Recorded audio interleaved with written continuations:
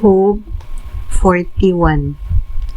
Mukuha ba nimo ang higanting Leviathan pinaagi pasol?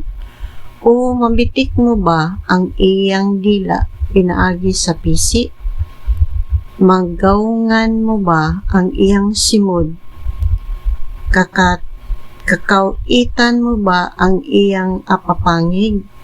Muhangyo ba siya kanimo nga imo siyang buhian? Magpakiluoy ba siya kanimo?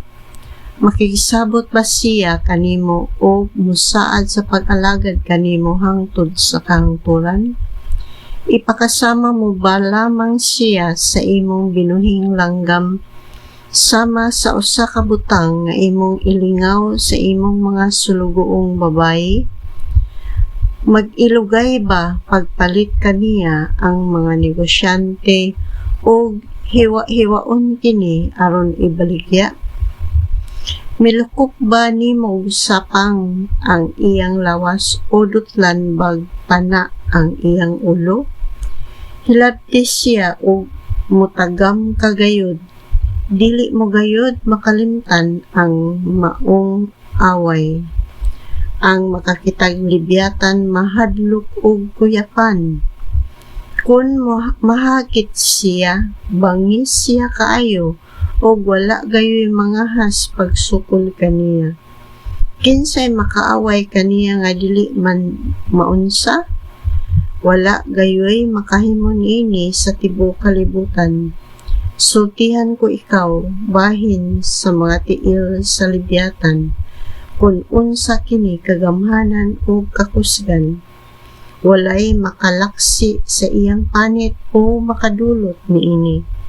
Kinsay makabuka sa iyang baba nga nalukop sa hait nga ngipon? Ang iyang buko-buko daw mga taming nga naglaray nga giusa pagkatapot o ingon kagahi sa bato.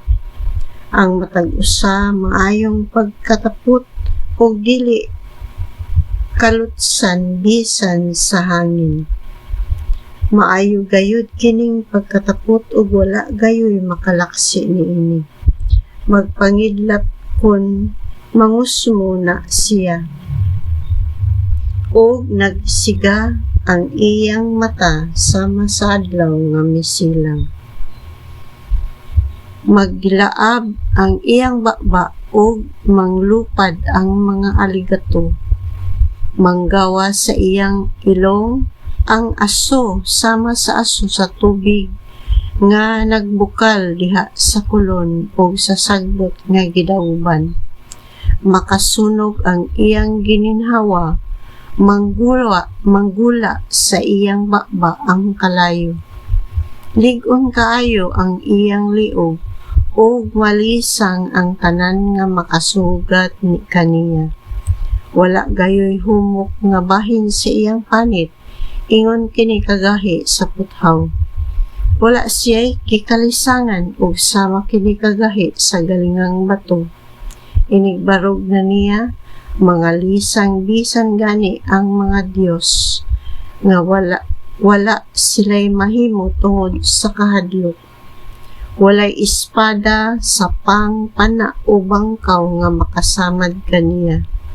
Alang kaniya ang puthaw, ingon lamang kahumok sa dagami, ug ang bronze ingon lamang sa gabok nga kahoy.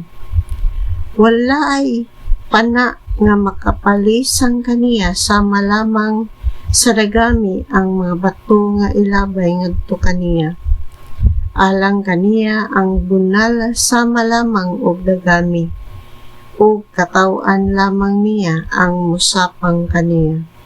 Ang iyang tiyan sama sa hait nga mga buak nga pinggan, modulot kini sa lapukong yuta sama sa talinis nga puthaw.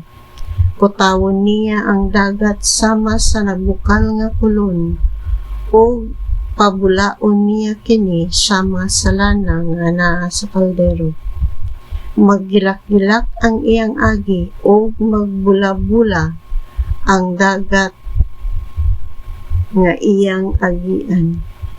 Walay ikatandi kaniya dinhi sa kalibutan.